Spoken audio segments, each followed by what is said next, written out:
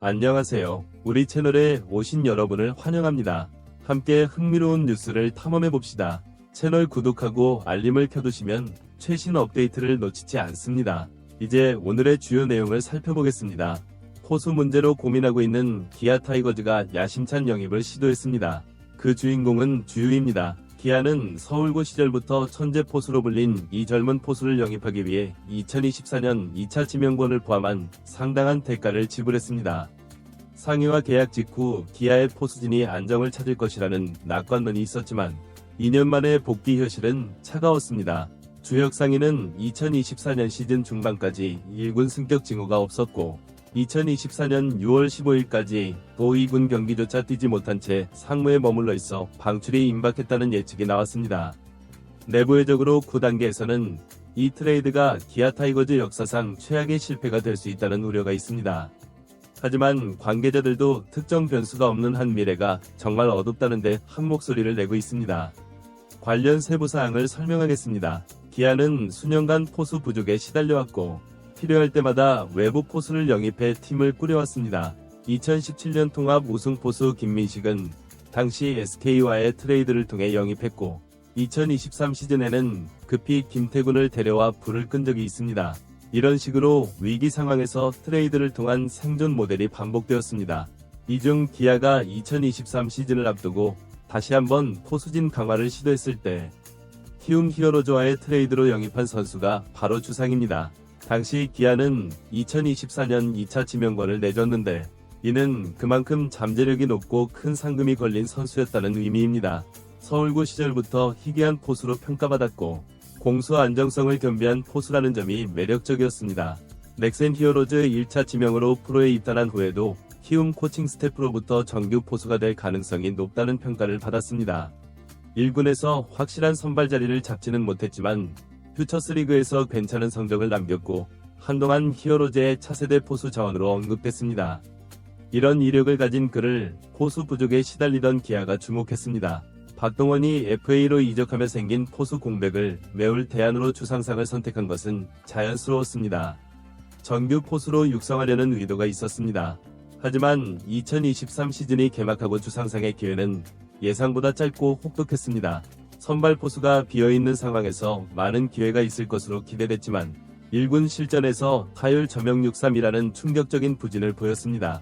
아마도 공수 모드에서 부담을 느꼈는지 수비력도 기대에 미치지 못했고 경기당 안타 하나를 겨우 기록했습니다. 타율도 힘든 수준으로 떨어졌습니다. 결국 기아 내부 코칭 스태프는 더 이상 1군에서 주전으로 기용하기 어렵다고 판단했고 2군 이적 시기가 앞당겨졌습니다. 비어있던 포수 자리는 또 다른 빠른 트레이드로 영입한 베테랑 김태군이 메웠습니다. 유망주 한수가가 가세하면서 주전에게 맡겨진 자리는 거의 사라졌습니다. 2024년 기아 타이거즈는 김태군의 경험과 한수가의 리더십을 갖추게 됐습니다. 젊음과 타격 잠재력의 투톱 체제가 불안정할 수 있다는 우려도 있었지만 뚜껑을 열어보니 이 조합이 대성공을 거두어 한국 시리즈 우승까지 차지했습니다. 김태군의 경험과 한준수의 타격력이 조화를 이루며 기아는 오랫동안 기다려온 포수 세대 교체를 성공적으로 마무리했다는 평가를 받았습니다. 팬들은 기아가 이제 포수 문제를 해결했고 더 이상 트레이드가 필요하지 않을 것이라며 안도했습니다. 문제는 포수진이 안정되면서 주전의 자리가 완전히 사라졌지만 기아로서는 출장에서 2명 이상의 포수를 쓰기가 매우 어려웠고 한승택 등 내부 경쟁자도 많았다는 점입니다. 결국 2024년 주전은 1군 연경기 출장이 확정됐고 퓨처스리그 출장도 42경기로 제한되어 기량을 보여줄 기회가 크게 줄었습니다. 더욱 주목할 만한 점은 2024년 6월 15일 이후로는 2군 경기에도 전혀 출전하지 못했다는 사실입니다. 한때는 그랬지만 그 이후로는 상무 명단에만 이름을 올리고 있어 전력 계획에서 제외된 것으로 해석됩니다. 이는 상무가 2군보다도 우선순위가 낮은 선수들로 구성되기 때문입니다. 보통 젊은 선수들이나 부상에서 회복 중인 선수들이 속해 있습니다. 한계에 도달한 선수들이 머무는 곳으로 알려져 있습니다. 현재 상황을 보면 방출까지 고려되고 있다는 이야기도 나오지만 기아는 지난 시즌 후반기부터 포수 교체 없이도 충분히 안정적이었고 부상 문제에 대비해서도 한승택과 이상준이 좋은 컨디션을 유지하고 있습니다. 더 나은 대안들이 있습니다. 이대로라면 주전이 라면 시즌 중반 한두 달 남짓한 기간에 기회를 얻더라도 실전 감각을 느끼기 어려울 가능성이 높습니다. 방출 여부는 확실치 않지만 그렇게 된다면 주상은 다른 팀과의 계약을 모색해야 할 것입니다. 아직 28세의 젊은 나이에 포수라는 점은 매력이 있습니다. 이를 고려하면 포수진이 얇은 팀의 백업 전문으로서 가치가 있을 수 있습니다. 문제는 단기간에 실력이 크게 향상됐다는 증거가 없고 심리적 부담을 떨치지 못한 채 다시 부진하면 다른 팀에서도 장기적인 기회를 주기 어려울 것이라는 점입니다. 또한 기아 입장에서는 방출보다는 트레이드를 통해 다른 자원을 확보할 가능성도 있습니다. 포수가 절실한 팀의 주요 영입 대상이 될 가능성은 낮지만 구단급에서 전력 가치가 없는 자원이라도 기아는 외부와 다르게 평가한다고 합니다. 그런 일이 일어날 수 있기를 기대하지 않을 수 없습니다. 업계 평판상 지난해 1군 성적과 올해 2군 부진을 고려하면 주전급 선수를 영입할 만한 팀이 있을지 현실적으로 불확실하다고 할 수 있습니다. 지금까지 주전 트레이드는 기아가 돈을 들이고 신인 지명권까지 잃은 채 실패로 끝날 것으로 보입니다.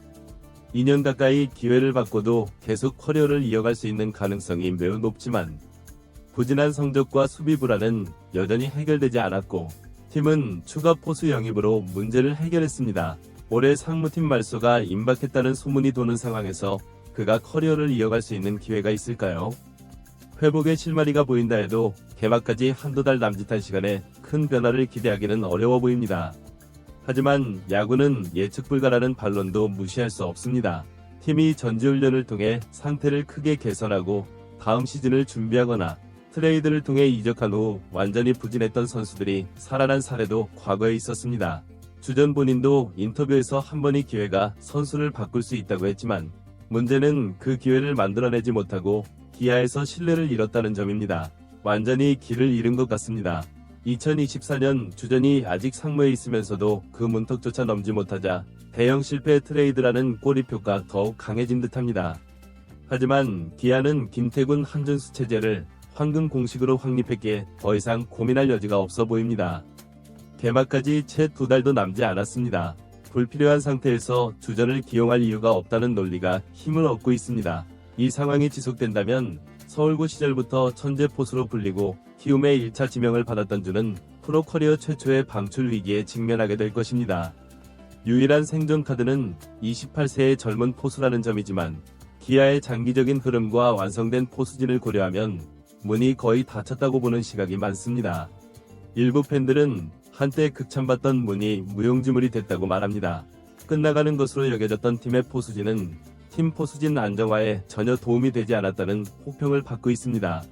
2023년 5월 군대에서 제대한 후 올해도 상무에 머물러 있습니다. 시즌 종료의 현실은 비극을 여실히 보여줍니다.